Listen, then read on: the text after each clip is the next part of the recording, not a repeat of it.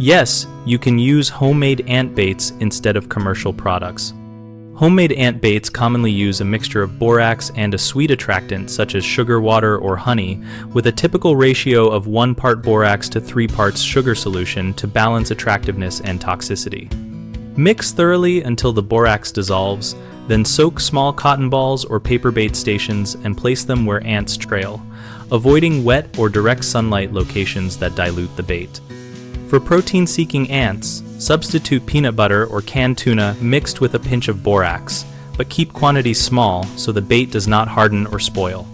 Always position baits out of reach of children and pets, and use sealed containers with small entry holes if household members are present who might access them accidentally. Monitor bait stations daily and replace them once consumption slows or the mixture dries. Expect to see a decline in visible ant activity within 3 to 7 days, though colony level reduction can take longer.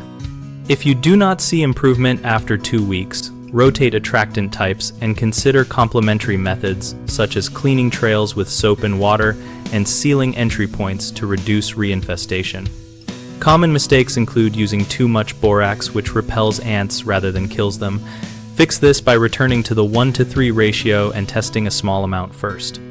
Another issue is placing baits in the wrong location away from foraging trails, which you can avoid by observing ant movement for a few minutes and placing baits directly along those trails and near entry points.